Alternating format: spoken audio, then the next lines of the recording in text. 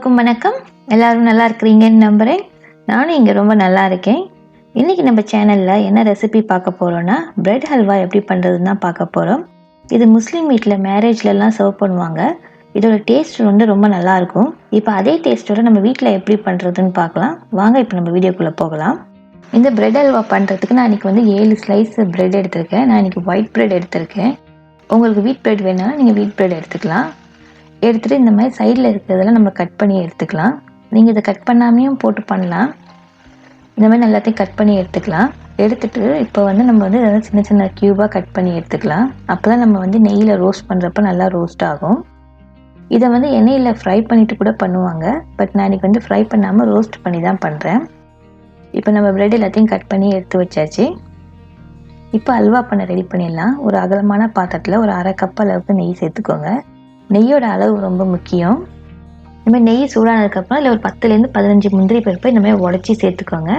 சேர்த்துட்டு இது நல்லா பொன்னிறமாக வர வரைக்கும் வறுத்து எடுத்து ஒரு தனியாக ஒரு பிளேட்டில் வச்சிடலாம். இப்போ அதே நெய்யில் நம்ம நறுக்கி வச்சுருக்கிற பிரெட் துண்டு இதெல்லாம் அதில் சேர்த்துடலாம். சேர்த்துட்டு இதை நல்லா நம்ம ரோஸ்ட் பண்ணி எடுத்துக்க போகிறோம். ஏன்னா இன்றைக்கி ஒரு 6லேருந்து 7 துண்டு பிரெட் ஸ்லைசஸ்க்கு ஒரு 1/2 கப்பு நெய் போடணும். நெய் ரொம்ப முக்கியம், நெய்யோட அளவு.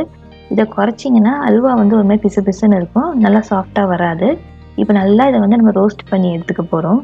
சில பேர் இதை ஃப்ரை பண்ணிட்டும் பண்ணுவாங்க. நான் இன்றைக்கி ரோஸ்ட் தான் பண்ணி பண்ணுறேன். நீங்கள் எந்த கலரில் ரோஸ்ட் பண்ணி எடுக்கிறீங்களோ அந்த கலரில் தான் அல்வா வரும். நான் இன்றைக்கி லைட் கலரில் தான் பண்ணியிருக்கேன். இப்போ எடுத்து வச்சாச்சு. இப்போ அதே பாத்திரத்தில் ஒரு 300 ml அளவுக்கு பால் சேர்த்துக்கோங்க. நல்லா திக்கான பாலாக சேர்த்துக்கோங்க. சேர்த்துட்டு இதை நல்லா ஒரு கொதி வர விடுங்க. இந்த அளவுக்கு நல்லா கொதித்து வரட்டும். சைடில் இருக்க ஆடைகளையும் லேசாக எடுத்து பால்குள்ளாரே விட்டுடுங்க, நல்லாயிருக்கும் டேஸ்ட்டு. இப்போ இதில் நான் கண்டென்ஸ்டு மில்க் சேர்க்க போகிறேன். நான் ஒரு 1/2 கப் அளவுக்கு கண்டென்ஸ்டு மில்க் சேர்த்துருக்கேன். சேர்த்துட்டு இதை நல்லா மிக்ஸ் பண்ணி விட்டுடலாம். உங்கள்கிட்ட சர்க்கரை சேர்க்காத கோயா இருந்தால் கூட இந்த ஸ்டேஜில் நீங்கள் சேர்த்துக்கிட்டிங்கன்னா அதுவும் இன்னும் டேஸ்ட் நல்லாயிருக்கும்.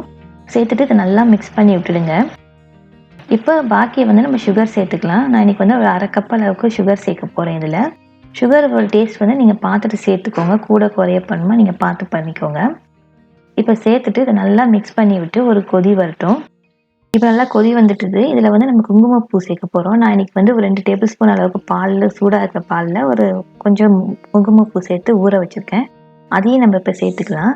குங்குமப்பூ சேர்க்கறதுனால அதை வாசனையும் நல்லாயிருக்கும், கலரும் நல்லாயிருக்கும். இதை நல்லா மிக்ஸ் பண்ணி விட்டு நல்லா கொதிக்க விடுங்க.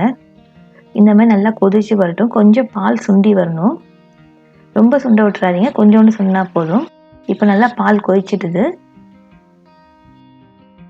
இப்போ நம்ம வறுத்து வச்சுருக்கிற பிரெட் துண்டுகளை இதில் சேர்த்துக்கலாம். சேர்த்துட்டு நல்லா இதை நம்ம மிக்ஸ் பண்ணி விட்டுடலாம். இந்த மாதிரி நடுவில் கிண்டி விட்டுட்டே இருங்க. நல்லா இது பால் பிரெட் எல்லாத்தையும் சோக் பண்ணிக்கும். கரண்டியால் லேசாக மசிச்சு விடுங்க, ரொம்ப பண்ணிடாதீங்க. அங்கங்கே ஒரு பீசஸ் வந்தால் தான் சாப்பிட்றப்ப நல்லாயிருக்கும். இது ஒரு 4லேருந்து 5 நிமிஷம் ஆகும். இப்போ ஒரு 4லேருந்து 5 நிமிஷம் ஆகிருக்குது. இந்த அளவுக்கு பாலெல்லாம் அது இழுத்துருக்குது. இன்னும் கொஞ்சம் சுண்டி வரணும். இன்னும் ஒரு 2-3 நிமிஷத்துக்கு நம்ம கைவிடாமல் கிண்டிக்கிட்டே இருக்கலாம். இப்போ பாருங்கள், எல்லாம் ஒன்று திரண்டு வந்துட்டுது. இருந்தாலும் கொஞ்சம் ஸ்டிக்கியாக இருக்குது.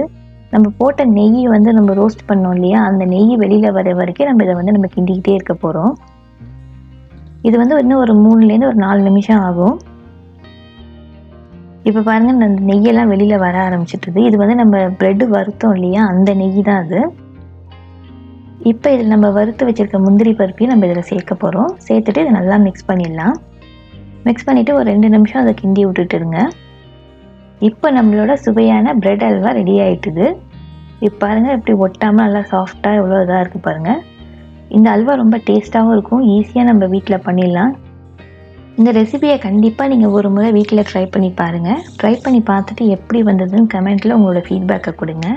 இந்த வீடியோ பிடிச்சிருந்தா உங்கள் ஃப்ரெண்ட்ஸ் அண்ட் ஃபேமிலி கூட ஷேர் பண்ணுங்கள். இந்த வீடியோவுக்கு ஒரு லைக் போடுங்க. என் சேனலுக்கு இன்னும் சப்ஸ்கிரைப் பண்ணாதவங்க சப்ஸ்கிரைப் பண்ணிக்கோங்க. கூட இருக்க பெல் பட்டனையும் ப்ரெஸ் பண்ணிக்கோங்க. வாங்க நம்ம இன்னோட குரல் என்னன்னு பார்த்துடலாம். அறத்தாற்றின் இல்வாழ்க்கை ஆற்றின் புறத்தாற்றில் போய் ஓய் பெறுவது எவன்? அதாவது மனைவியோடு கூடிய வாழ்க்கையை அதற்குரிய இயல்புகளோடு அற வழிகளில் நடத்தினால் இல்லறத்துக்கு மாறான பிற வழிகளில் போய் பெரும் பயன்தான் என்ன என்பதுதான் இந்த குறளோட பொருள். மீண்டும் இன்னும் ஒரு இன்ட்ரெஸ்டிங்கான ரெசிபியுடன் இன்னொரு குறளுடன் உங்களை சந்திக்கிறேன். நன்றி, வணக்கம்.